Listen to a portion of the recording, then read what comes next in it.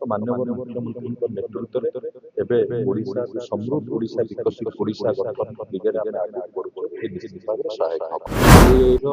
Odisha annual meeting 2026 आज आयोजन करा जायतिला एवं सीआईआई आम ओडिशार गोटे भल पार्टनर हिसाब से काम करुच्ची इंडस्ट्रियल ग्रोथ ପାଇଁ ଏବଂ ଆଜି ବି ମଧ୍ୟ ଆଜି ଏଠାରେ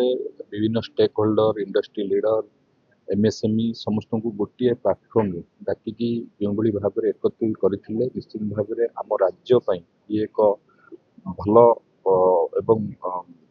सहायक हम जो समृद्ध ओडिशा विकसित ओडिशार आमर लक्ष्य रही शिल्पर प्रगति ये निश्चित भाव में सहायक हम एवं सबुबले सीआईआई विभिन्न समय विभिन्न कार्यक्रम enterprise Odisha MSME connect series ये सब कार्यक्रम माध्यम आम राज्यर अभिवृद्धि सबुबले सामिल अच्छी एवं ये कार्यक्रम बहुत भल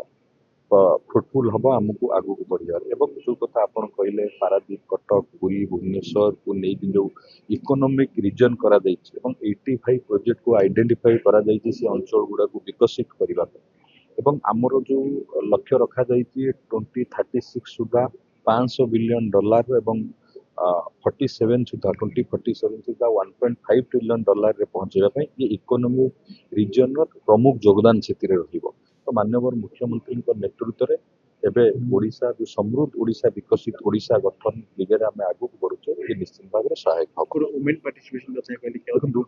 पार्टिसिपेशन अच्छा यंग एंटरप्रेन्योर पार्टिसिपेशन अच्छा तेणु ये आज ये जो कॉन्फ्रेंस ये सहायक हम सब दिगरू वुमेन मान आगे बढ़ यूथ मान आगे बढ़ ये निश्चित भाव में सहायक